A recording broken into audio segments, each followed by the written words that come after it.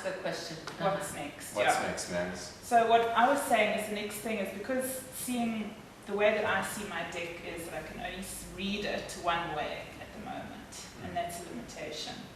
So the next thing is to take any deck that's a mirror, so it's identical on both sides, and be able to read it, so it doesn't matter which way it's shuffled. And then eventually be able to apply it to any deck. And what happens, only in my opinion, is that you get neurologically wired to the card and the information coming through. So your brain actually builds a relationship with each card. And so if you don't practice with mirror cards, then you get wired with that information coming from that card, with that image in a certain direction in your brain. So you have to practice, you have to kind of evolve it slowly, one step at a time.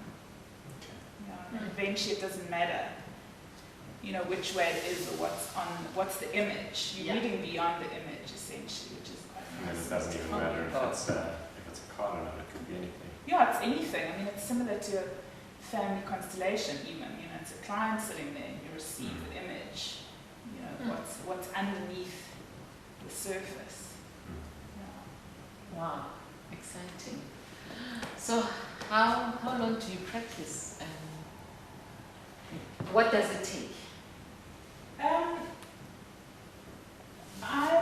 I studied obviously for 10 years, just getting the idea, because it's quite a thing to get beyond the acceptance that you can do it. So on and off for a long time, but then I eventually just took off 3 months and went and focused on one suit at a time. And I did the hearts first, and I'd stare at the back of the card, and I'd get a pen and paper out, and I'd draw an image of whatever came to me on the surface of the card.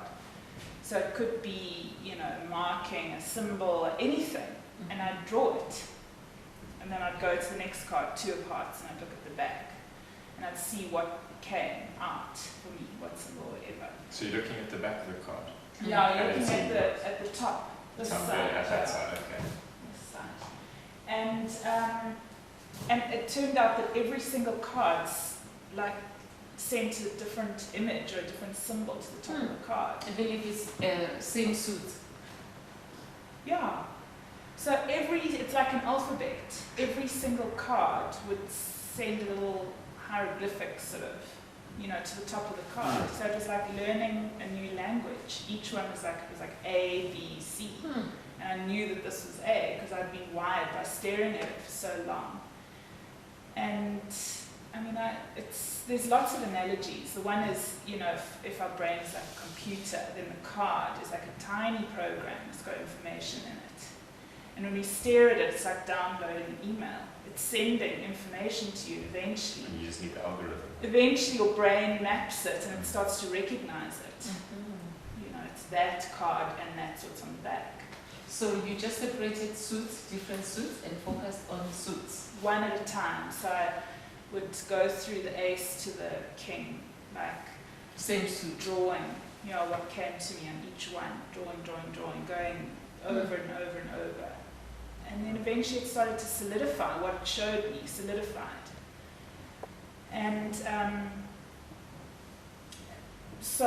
but the idea, the next level is to basically, instead of seeing a symbol, some people see faces and dots and spots, is to just see the suit and the number as it is.